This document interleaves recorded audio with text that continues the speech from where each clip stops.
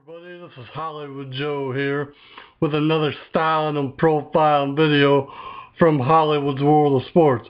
So pay attention and listen up. Tonight, the Bound for Glory series started in TNA Live on Impact, and it is a 3-month-long, almost like tournament that TNA has to determine the #1 contender for the TNA Impact World Heavyweight title at Bound for Glory, which is in October. Tonight they started off with a gauntlet type match. I'll just call it a Royal Rumble type match because that's what it was. It involved James Storm, who wound up being the winner and earning 20 points. Samoa Joe, Magnus, AJ Styles, Kurt Angle, Kazarian, Daniels, The Pope, Robbie E, RVD, and Jeff Hardy. Also Mr. Anderson, because of him losing the world title match against Bobby Roode tonight, he is also in the Bound for Glory tournament. And I like this Bound for Glory series. It kind of reminds me a lot of the Road to WrestleMania, because as we all know, WrestleMania is WWE's biggest event of the year, whereas Bound for Glory is TNA Wrestling's biggest event of the year. I really like what TNA did this past Sunday at Slammiversary. They had a lot of great matches, very solid pay-per-view. I just kind of like the direction they're headed in now that they're going live. The one thing that troubles me, though, is still focusing too much on the old-timers like Sting and, Hogan. Fortunately, Hogan only appeared one time tonight on Impact, which is good. I mean, I love Hulk Hogan, don't get me wrong. Hulk Hogan and Sting and guys like that, they've been tremendous for wrestling. They really have.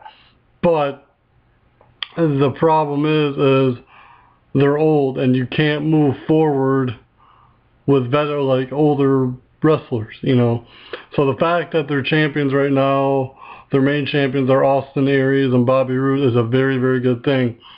And I like really what they're doing with Austin Aries at the moment. Slammiversary was a good building block for TNA. Going live for TNA was a huge step in the right direction, because as we all know, for 10 years it was either a weekly pay-per-view or it was pre-taped 2 to 3 weeks in advance. And nobody wants to watch, a show that everybody knows the results of. TNA is making huge strides. I thought it was great that they have created their own Hall of Fame and made Sting their first inductee. Sting has done a lot for TNA. And I gotta tell you, Sting, wherever he's been loyal. He was loyal to WCW. He's loyal to TNA. He's never ever worked a match for WWE, unless you want to technically count the last WCW Nitro, but it was still under the WCW banner.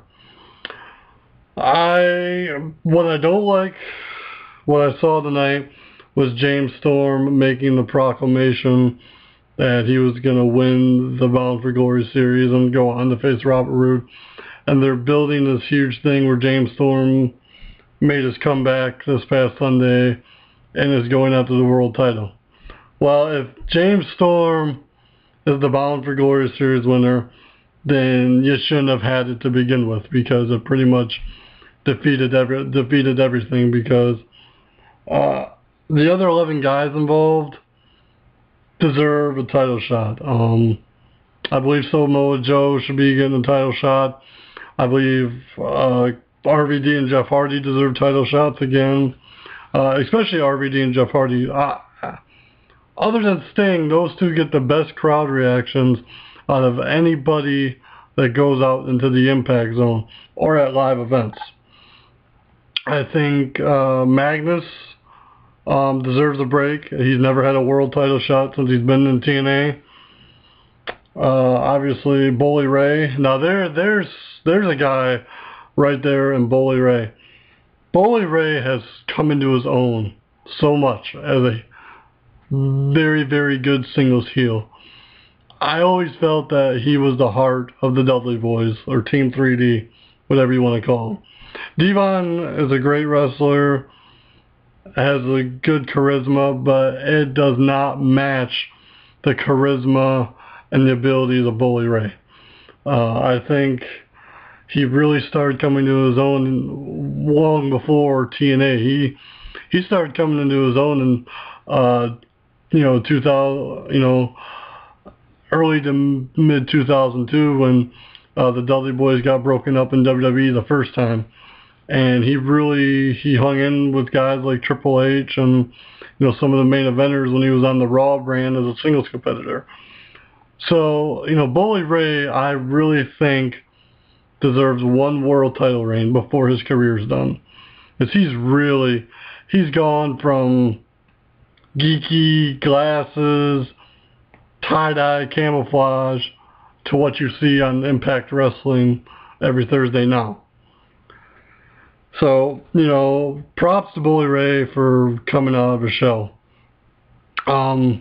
Usually what happens is the September pay-per-view, there'll be the top 4 point earners will go into a fatal 4-way or a tournament of sorts, or have 2 singles matches, and whoever comes out with the most points at the end of the September pay-per-view goes on to Bound for Glory for the world title shot. So very, very, very big, great concept TNA has with that. It's been going on for a couple of years now. I think it's a wonderful concept. TNA, a lot of people don't seem to get. TNA has a lot of great concepts. The Ultimate X. I remember they had the World Cup series type deal where it was USA versus the world in terms of wrestling. They have the Bound for Glory series. They have a lot of great concepts. Well, the problem is there's so many pro WWE fans that are like obsessed with WWE and won't give anything else a chance, which is a huge problem. It was never like that in the Monday Night Wars. People were always watching both companies, both shows, and there is so much talent on the TNA Impact Wrestling roster. It's ridiculous. So if you're a WWE fan listening to this and you've never watched TNA in your life, tune in to Spike TV on Thursday nights at 8 o'clock. Yes, you're going to see Hulk Hogan and Sting and Kurt Angle, but you are going to hear of guys you've never heard of. You're going to see guys that you've never seen before. And when you see them, you are going to be blown away. Like, for example, the Ultimate X match tonight. I was blown away. There's a lot of great things about TNA Impact Wrestling. And as I've told a few people in the last week or so, going live was the best thing that could have happened to that company. So with that being said, the Bound for Glory series has started. I would really encourage you to check it out. Like I said, every Thursday night, Spike TV, 8 o'clock. Can't miss it. A lot of great wrestlers, a lot of good-looking TNA knockout women wrestlers. To me, the matches are more exciting than WWE for the most part. The crowd is always consistently hot. And now, with it being live, you have the unpredictability factor.